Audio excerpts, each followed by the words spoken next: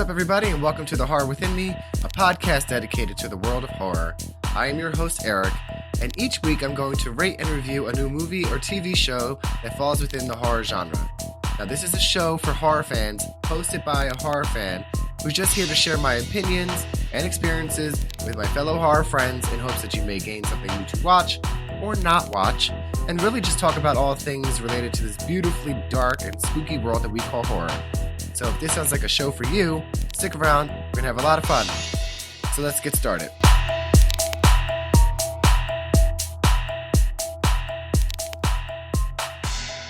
What's up, everybody, and welcome back to another Spooky Sunday episode of The Horror Within Me. I am your host, Eric, and this is a podcast where I do horror movie reviews and interviews. This week, we are kicking off the first of 5 Halloween favorites. So what that means is I'm picking my top 5 go-to Halloween movies to get in the Halloween spirit. As we all know, today is October 1st, so it is the first of that. And if you, just an FYI, I'm going to be also just recommending other movies. I'm going to try to do this. My challenge is 31 Days of Halloween on my social channels, so that's at least Facebook, Instagram, and Twitter, aka X, if you're nasty. So, if you're not following on the social channels, and you should be if you're listening to the show by now, because I talk about it every week, follow me on the social channels to get more recommendations. But I'm doing my top 5 on the podcast. And coming in first for this week is going to be the sequel to one of my favorite movies, and the movie that we kicked off last October with the original star from the movie, which was Night of the Demons. This week we're going to be doing Night of the Demons 2. Now, while I don't have Miss Amelia Kinkade back for this episode, it's still going to be an amazing episode. We're going to talk about all the things that we do. We're going to have some fun reviews and just have a really good time, because this is one of my favorite sequels of all time to one of my favorite movies, again, of all time. So before we get into all of that, we're going to take a moment, do what we always do. So if you're new to the show, every week we do a terrifying trivia question where some question that I make up comes in. It has to do with the movie, and then we answer it at the end. So it is time for this week's terrifying trivia question.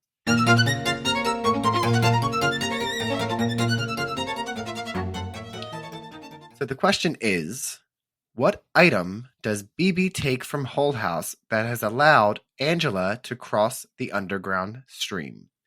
Stick around to the end of the episode to find out.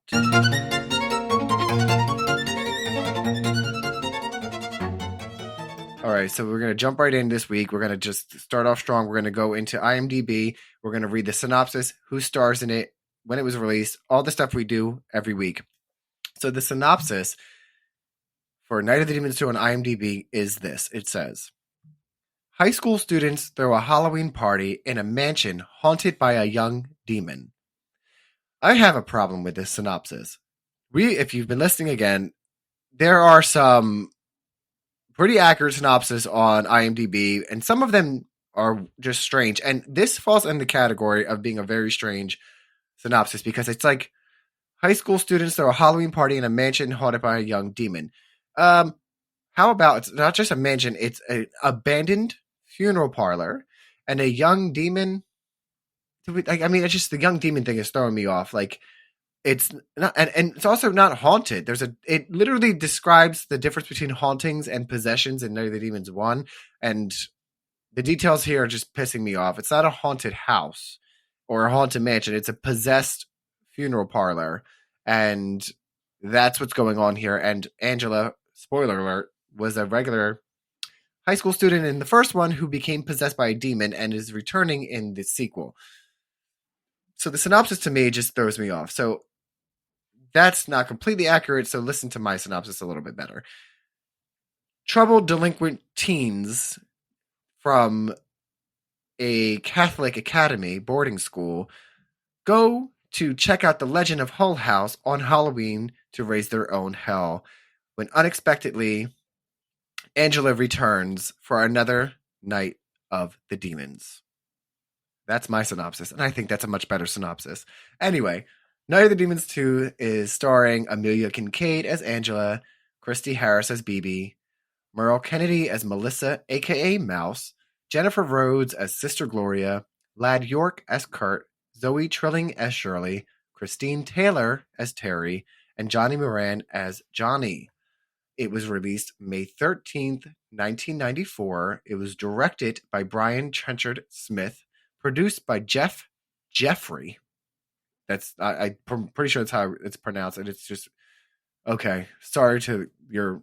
I don't know why your parents hated you, but anyway, written by Joe Augustine and James Penzi, has a rating of R, a runtime of 1 hour and 36 minutes. And here's the kicker. This is the next part is the genre categories that are on IMDb, and it threw me off. There's 4. The genre on IMDb for Night of the Demons 2 is comedy, fantasy, horror, and romance.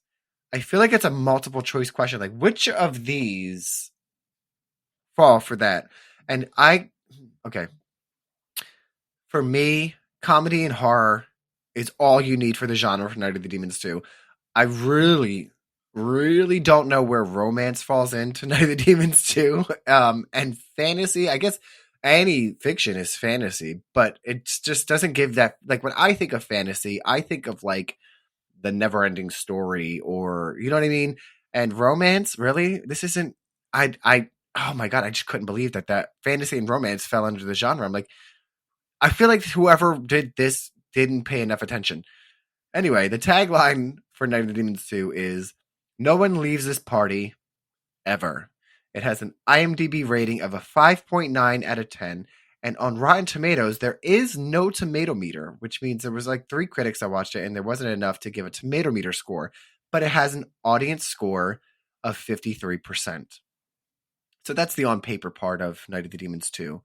I want to talk a little bit about the history of Night of the Demons 2 and myself, because this is a very significant role in my life. And if you listened to the interview with Amelia Kinkade that was last October, you probably have some idea of my significance to this franchise, but specifically Night of the Demons 1 and Night of the Demons 2.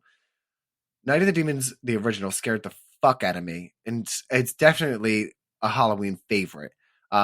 But I wanted to talk more, and it just is gaining more popularity again with the Mutant Family, if you know what that is, with The Last Drive-In with Joe Bob Briggs or something. I forget. I know, don't kill me, family. I'm bad with names. But they just had Linnea Quigley and Amelia Kinkade on for the Jamboree, and they played Night of the Demons, and all over horror Twitter was everyone tweeting about it, and I just thought it was so cool. And it's just Gutter Garbs is going to be doing a Night of the Demons 1, 2, and 3 shirts again. And then there's the Shout Factory Collectors Night of the Demons 1, 2, and 3 Blu-rays and 4Ks that are coming out, which I did pre-order. The big box set that comes with the 6 posters, like the enamel pin, the different slip covers. Like, I'm very excited. Mine should be shipping this week. So I think it's amazing that this whole franchise is getting a whole fresh new audience of horror fans, and it's just an amazing thing, because I came across Night of the Demons and Night of the Demons 2 when I was very young. But I remember specifically it was my first franchise that I found on my own as a horror fan. Like Freddy, Jason, Michael, all of that I was exposed to from my mother, who was a fan. But Night of the Demons is always something very special to me, for something that I found on my own and hold very dear. Have always, and I even introduced it to like my best childhood friends when we were growing up, and we talk about it all the time. When we do talk, like, it's just one of those 2 movies that I constantly watch. But more so, Night of the Demons 2 we watched a lot too, because of more of the comedy factor in it than the horror factor, because the first one was scary and more scary than the second one. The second one was a lot of fun. That's how I think of Night of the Demons 2. Like, it is amazing, but it's a fun viewing party movie. There's a lot of stupid comedy, and a lot of people don't like that about it. But I did. Because I was young when I was watching it, so I'd like to do the fun stuff that was in it, and not always so scary, because we watch it to talk shit, right? So I loved that Angela was back. It was the same actress. She looked amazing, like even better than in the first one. And it was just, there was a lot going on, and it just really is something that will always be one of my top favorite movies, especially the first and second one. But does that mean that everybody felt the same way? We have to find out, right? Because this is a podcast where I try to give two sides to the stories, right? We have, well, three sides to the stories. We have people who loved the movie, people who hated the movie, and then where I fall in, right? So I think that's what's the most fun that I have on this show is that we could pick a movie and love it or hate it because I always tell people to form their own opinions because this show proves that you can have a beloved 10 out of 10 movie rating on IMDb and a 1 out of 10 movie rating on IMDb for the same film because of the perspectives that people go into it with. And that's why I just pick 3 and 3 or then give my own. And then hopefully you can decide for yourself too, whether you like the movie or not. So what I'm saying, it is time for the top 3 best and worst reviews for Night of the Demons 2 on IMDb.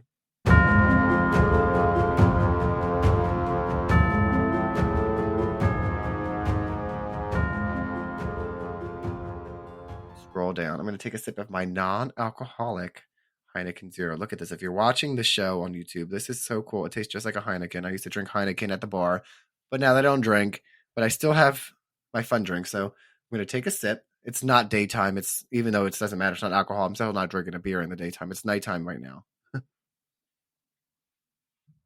Anyway, coming in at the first review, it's called Fun Gore Screams! Exclamation point. This was written in March of 2004. The review is, I have seen all 3 of these movies and loved them all. Maybe it's because I was younger. I'm not sure. I've seen them all about 5 times each, maybe. I thoroughly enjoyed them and think they are funny, but spooky, but also pretty sexual. Not for someone too young, but definitely good for someone 16 or older. I think if you are looking to really be scared, you will be watching the wrong movie. But if you like to be spooked, maybe creeped out, and jumpy, then this is for you. The actress who plays Angela does an amazing job as far as creepiness goes, and so do the other small-time actors and actresses in all 3 movies. I recommend these movies, and then they did the old emoji smiley face where it's like the equal sign and the parenthesis. I just want to also put a disclaimer. This was a difficult because I didn't have a lot of reviews to pick from either for the movie, like on good or bad, because there wasn't that many on IMDb. So I had to be very almost just pick what was there. But this one struck me because it seems like they're trying to find the words to say it was a good movie, but didn't know how to say it was a good movie, and pretty sexual. We've talked about this with The Pope's Exorcist. Something with possession movies and demons, it's always sexual. It's always vulgar and very sexual. And for those who have never seen any of the demons, it is very sexual as well. And the way that they possessed the other people is that they would kiss them basically, and that's how they became possessed by a demon. So anyway, I thought that it was funny. I've seen all 3 of these movies and loved them all. And they picked a specific, if you ask me, how many times did you see Night of the Demons movies? I'd be like, oh my God, it's countless. I can't figure it out. They're like, I've seen them all about 5 times each, maybe. And just, I thought it was funny that they came up with the number 5. They could have just I've seen them all several times and just really enjoy them. Maybe just about 5 times each. I also like how they gave an audience rating, not even rated R for 17 and up. I think you can watch this if you're about 16 or older, but anyone under 16, absolutely not. They gave you an age range to start to view it. And I also love that they shout out Amelia Kinkade, even though they didn't specifically name her. They said the actress who plays Angela does an amazing job, but then goes on to say, so do the other small time actors and actresses. You didn't have to say small time actors and actresses. I think it's funny too that Christine Taylor's in this, and if you don't know who she is, she's Ben Stiller's wife, and now look her up. She played Marsha Brady in the Brady Bunch movies, as well as a lot of other characters in the Ben Stiller universe movies. But I just think it's funny. Other small time actors and actresses. I mean, it is what they are, but I feel like it's kind of a dig. Anyway, that's my critique on this review. The next review is called All Grown Up and Ready to Party. Here we go. This was written in February of 1999. I was like 12, 13 years old when this review was written. Here we go. Angela's grown up and wants some new playmates. I was really looking forward to this movie after watching the first one and was surprised to see Christine Taylor, in parentheses, her character name's Terry, in this movie.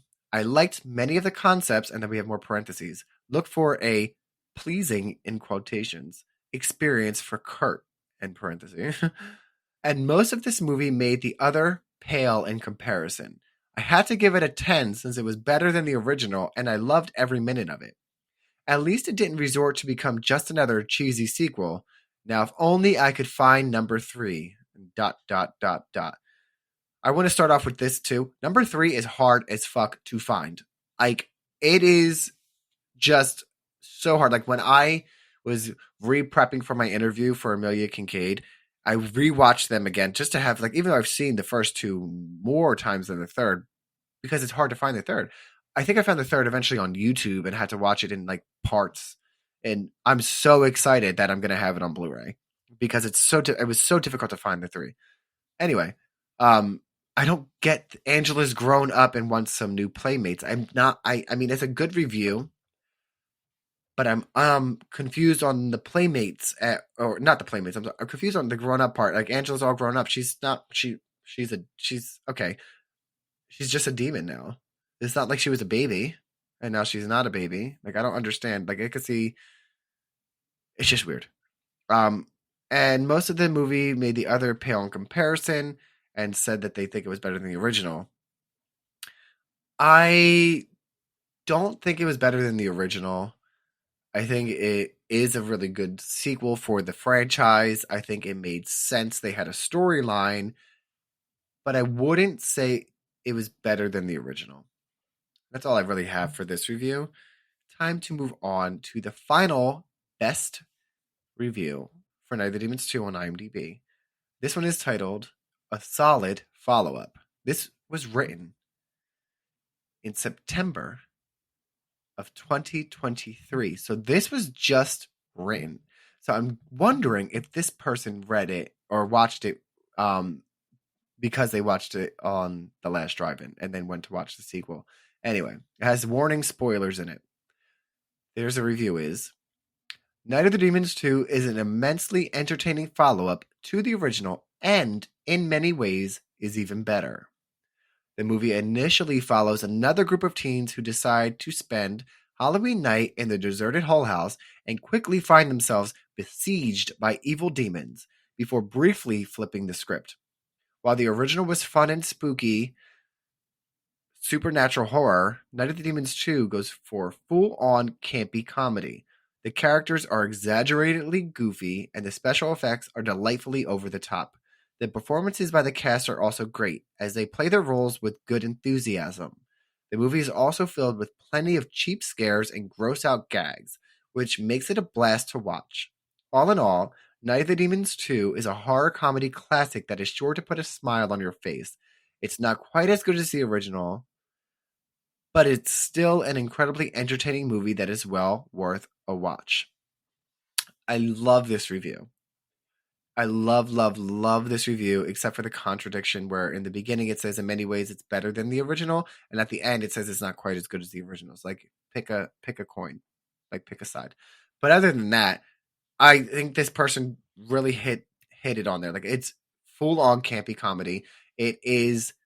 Everyone's so well done in their character. They do it 100%, and it is definitely sure to put a smile on your face. Like, it, we watched it recently, me, Ryan, and Jenny, because they had never seen it, but they watched the original.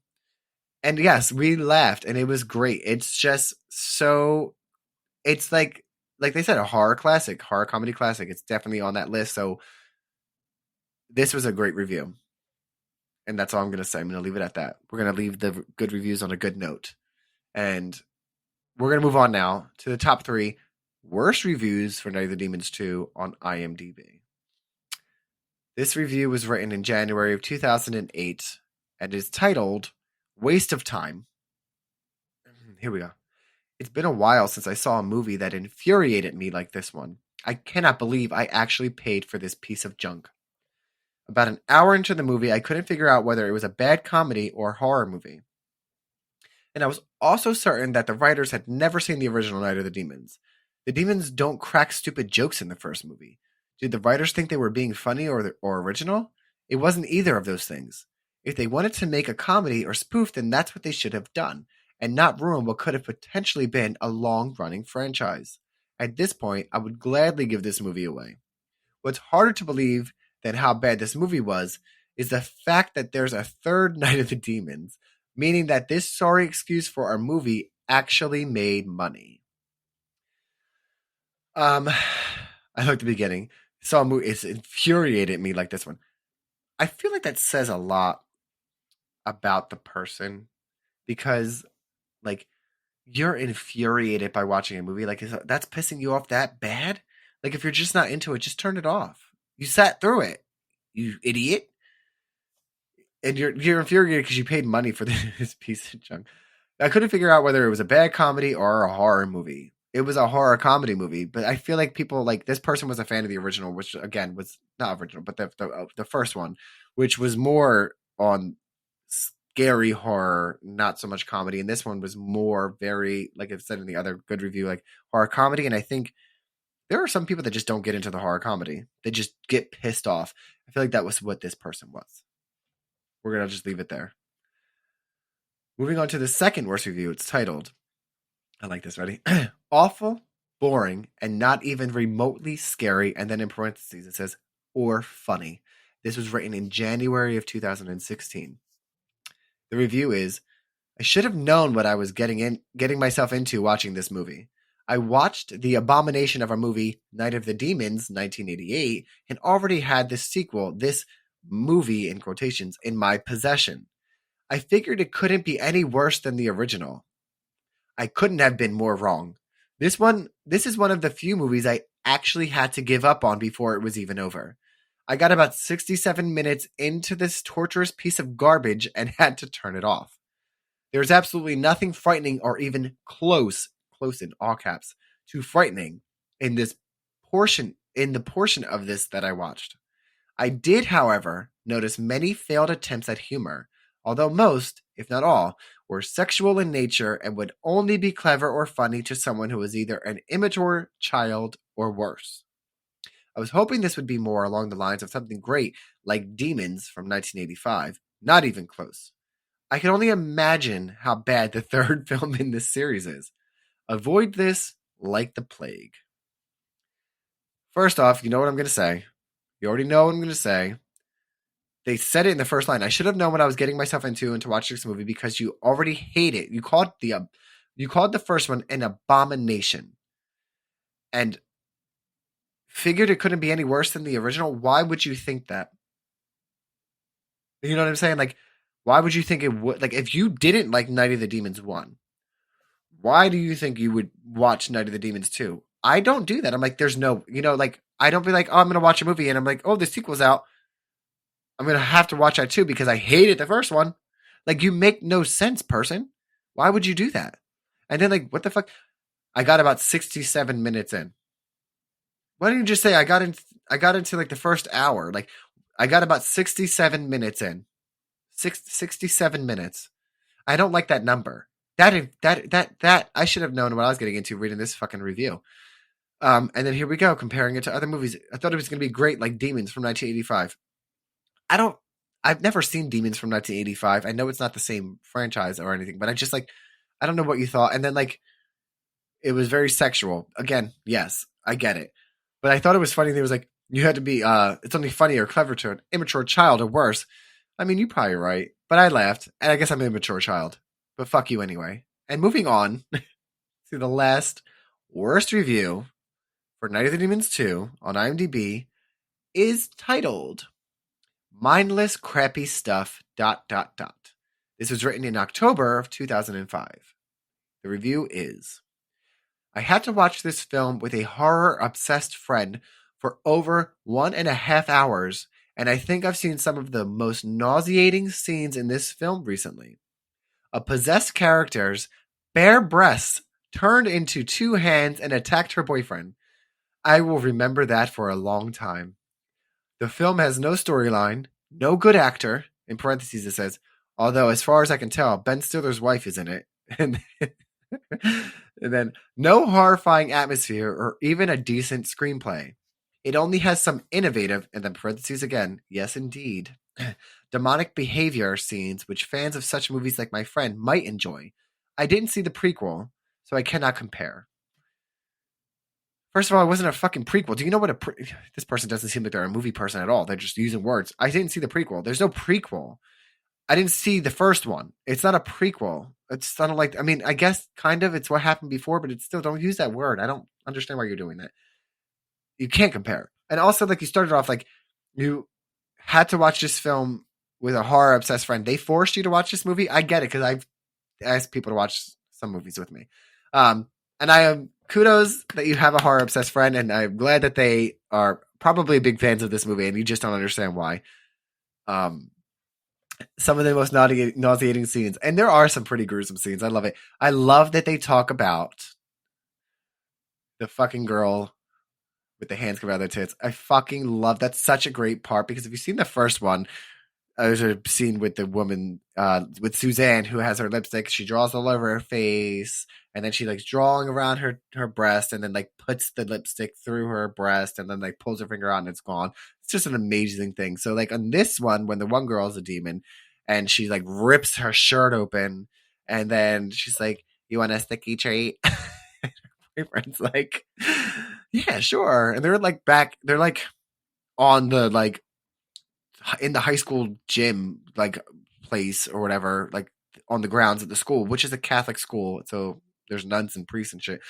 She pulls her tits out, and then like he goes to like touch them in front of all the other kids that are sitting there dancing still, and then two hands just come out and start like burning and crippling his hand, and it's just like acid eating through it, and he's like screaming, which also like at that point there's like in that scene like the words in his mouth don't match, which is super funny. But I love that fucking scene. Like this is what I'm talking about. Like I don't know. I just loved it. This person clearly not a fan, and that's fine because they don't seem to be like a horror fan because they said they watched it with their horror obsessed friend. So whatever. We didn't need you anyway. We don't need you. We have a huge community of people that love this. But that concludes the top 3 best and worst reviews for Night of the Demons 2 on IMDb.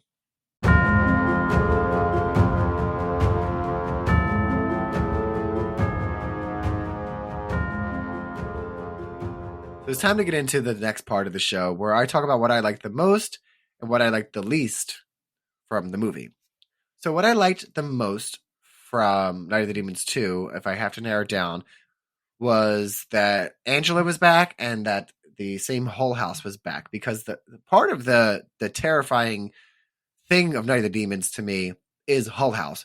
The house is spectacular. Like, it is terrifying. It's so scary. And like the fact that they were able to go back with the same house, and then Amelia Kinkade as Angela, there's no one else that could be Angela. And like I'm so like it is all about Angela.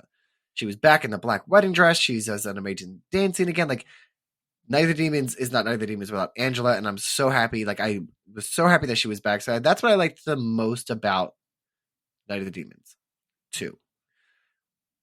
I had sat now on what I liked the least, and I'm thinking, like, what really did I like the least about? And it's hard because I'm kind of biased, because I've watched the movie since I was a child, so it's like built in my brain that it's like amazing in every way, right? But there has to be something, right? So the thing that came to mind that I really liked the least, if I had to pick, was the character of Z-Boy. Not that the actor did a bad job. The character was annoying. Like, I didn't like his character. I just didn't like him when he was not a demon. I didn't like him when he was a demon. He just does this loud, like weird screamy thing, which I shouldn't judge because I also do weird noises all the time. But I don't know. He annoyed me. If all of them, he annoyed me the most. So if I had to pick something, what I liked the least about the movie was Z-Boy. All right. Now, moving on.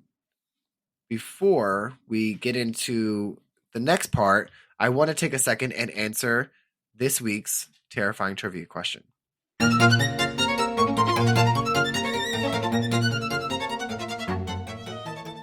So the question again, I'm going to recap, was what item does BB take from Hull House that allowed Angela to cross the underground stream? Now, if you listened, I kind of spoiled it earlier, but the answer is Suzanne's lipstick. So I have to get into this story. There's no way that I can do this episode without talking about this fucking scene. BB goes into Hull House and she's in the bathroom and she opens the fucking medicine cabinet mirror and there's a lipstick there. And like Hull House has been abandoned for a very long time. It is disgusting in there.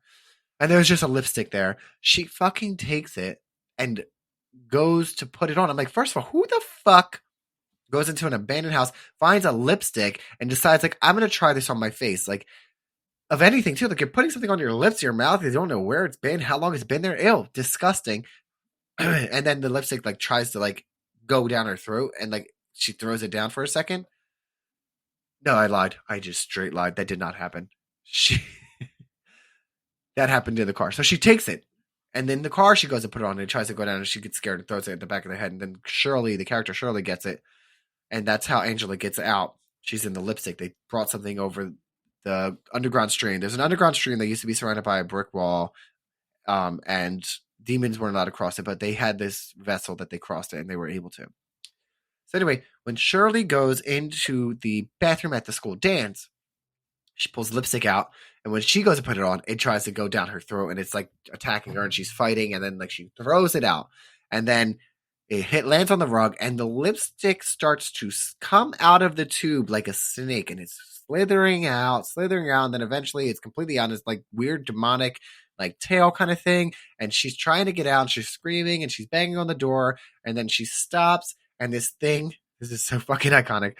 This thing comes and scurls around her leg and grows up inside of her. That's as graphic as I'm going to get. I'm not going to say it. Use your imaginations. It goes inside of her. And then Angela comes out of the lipstick tube as smoke, and she reappears. And like Shirley falls to the ground. Angela like lifts her head and then kisses her, and then ultimately is possessed her. Fucking like wild. This is what I mean. Like just crazy. I'm like, who wrote that scene? But like they're like the lipstick was like, I thought it was a great way to like bring like the lipstick into it, but it would have been cool if they kept Suzanne and Angela both in as two of the demons, like villains in the movies. That would have been great if they would have like been two the whole time, because that would have been cool for Suzanne to come out of the lipstick. That would have been super cool. Anyway, that was the answer, was Suzanne's lipstick. Now, we're going to do a little part where we're going to tell you the number of kills in Night of the Demons 2. And if I did my math correctly, because I didn't look it up, I did it off the top of my head, there were 9 kills in Night of the Demons 2. So if I'm wrong, please go to one of the social channels and correct me. But from my knowledge, there are 9 kills in Night of the Demons 2. But we have reached the final part of the show. So it is time to do my final rating and review for Night of the Demons 2.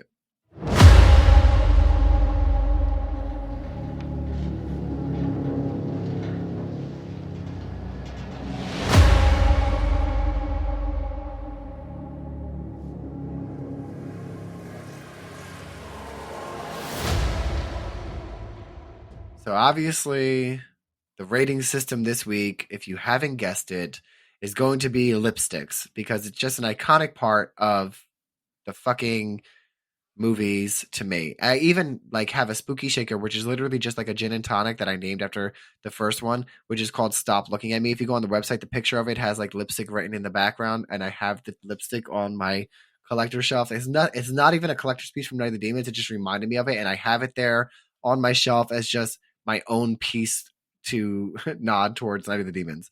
But yeah, I give Night of the Demons 2 an 8 out of 10 lipsticks. It's not a perfect movie, but it's a fun as hell movie. And here's my final review. Night of the Demons 2 is a hidden horror gem. Amelia Kinkade gives another amazing performance as the host from Hell, Angela. While it leans more on the comedic side, it is a fun, outrageous Halloween movie that I've enjoyed for decades.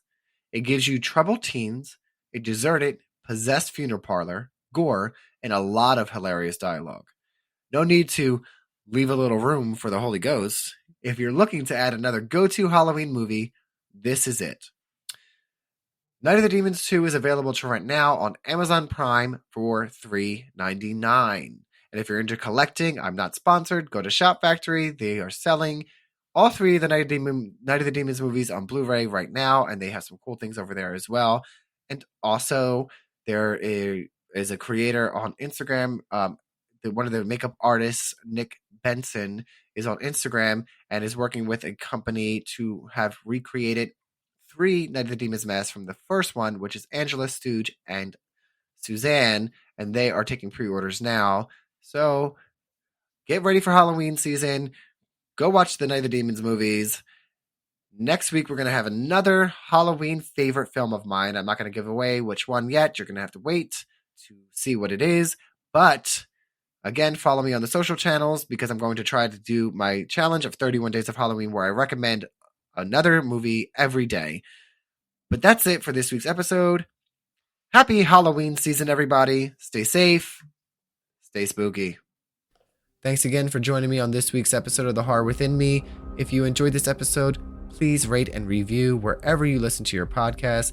And for even more Horror Within Me content, visit my link tree at linktr.ee/horrorwithinme for links to the website, my Patreon, and all of my social channels to stay up to date on all the spooky stuff that we're doing. So be safe, and until next time, stay spooky.